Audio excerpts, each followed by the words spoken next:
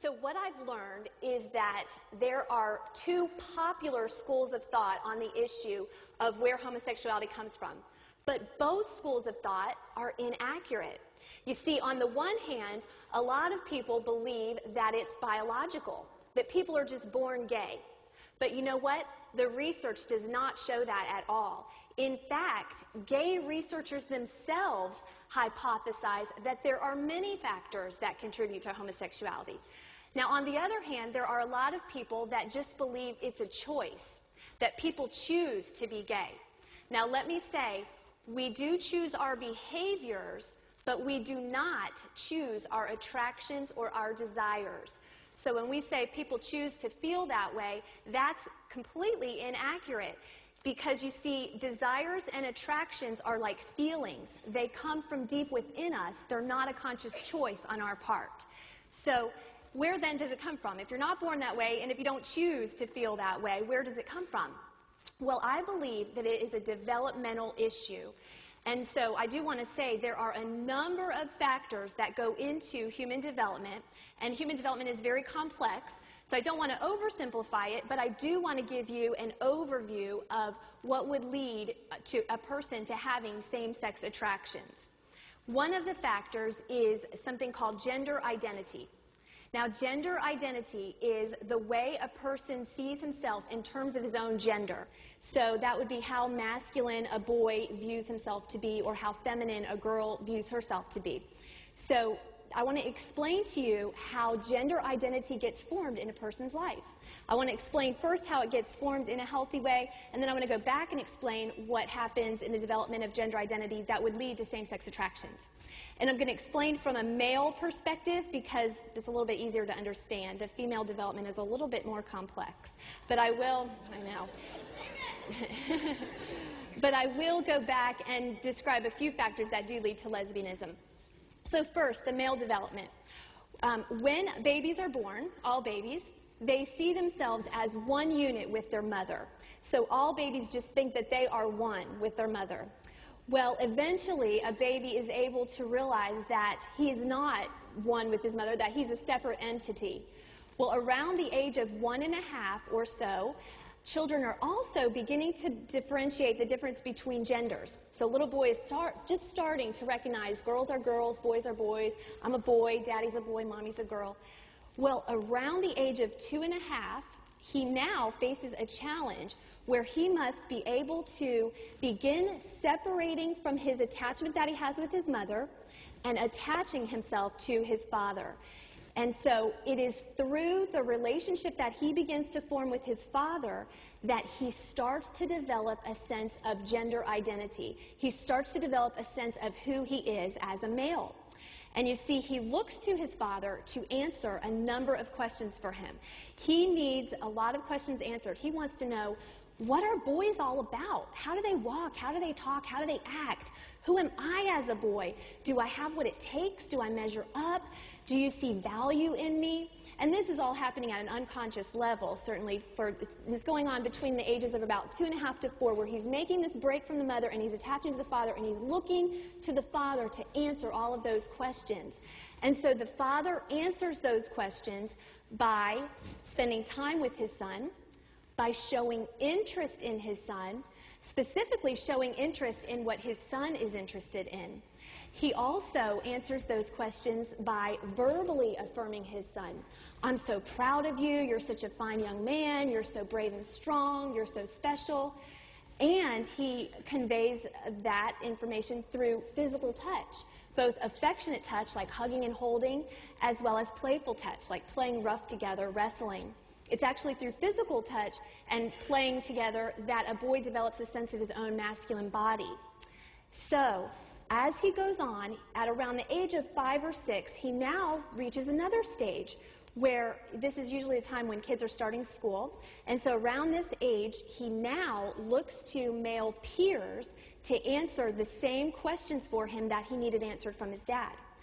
What are boys all about? How do they walk? How do they talk? How do they act? Who am I as a boy? Do I measure up? Do I have what it takes? Will you accept me? Do I fit in? And so he looks to the other boys to discover who he is in relation to them. And now what he needs from them is he needs to be accepted and included and affirmed, and he needs to spend several years bonding with members of the same sex. You know, if you've ever noticed, when kids are in elementary school, they really don't want much to do with the opposite sex, do they? You know, girls have cooties. Well, that is a God-given stage of development, because we cannot become interested in the opposite sex until we first understand our own gender.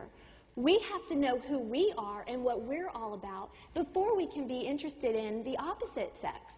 And so boys have then that steady diet of male connecting or male bonding from the time around 2.5 or so all the way up through puberty.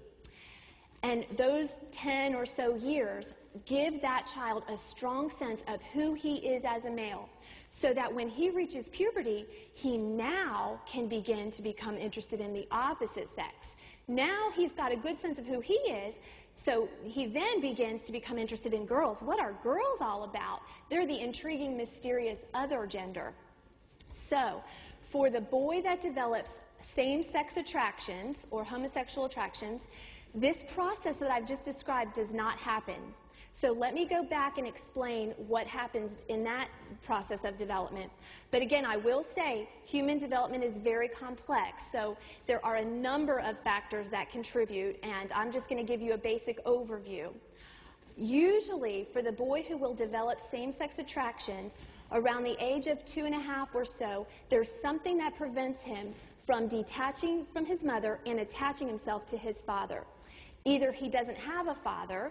Now, let me say this. I certainly don't in any way want to imply that all boys who grow up without fathers are going to be gay. Clearly, we know that is not the case. There are a number of factors that contribute. This is one of them. And if a boy doesn't have a father figure can step in. But for the boy who ends up with same-sex attractions, either he doesn't have a father that he can connect with, or he doesn't have a father that he perceives as safe and welcoming. Now, let me say a word about perceptions. Perceptions are everything. It's not so much what happens to us that matters as how we perceive what happens to us. So if a boy does not perceive that his father wants that relationship and is safe and welcoming, then he's going to have difficulty connecting with him. You know, the perceptions are influenced by our temperament. So let me just say a few words about that.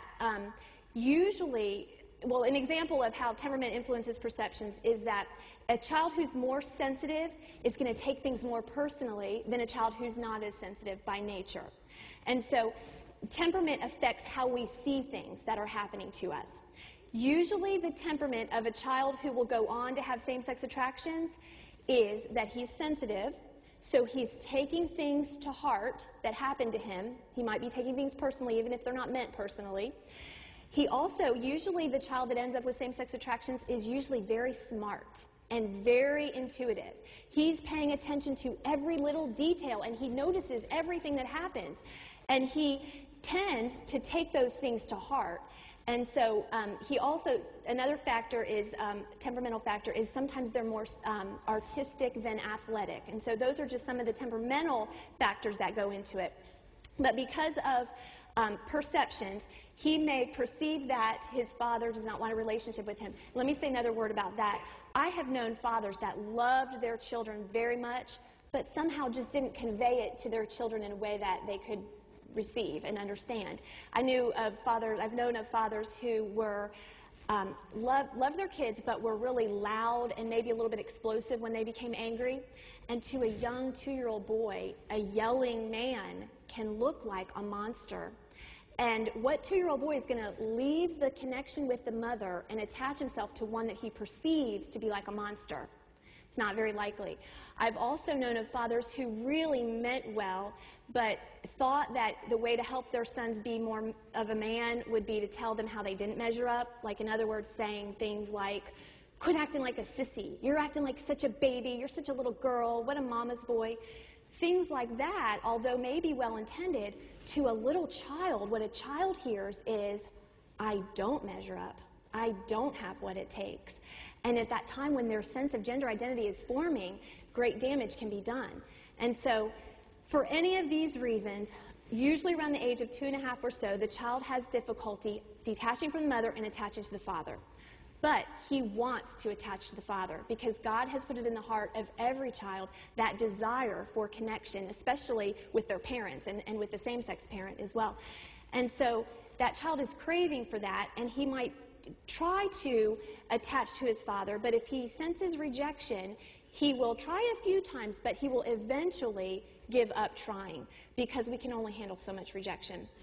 And what happens is he will detach from the father. If he has sensed rejection, he will detach from the father internally and what the father represents. They call this defensive detachment.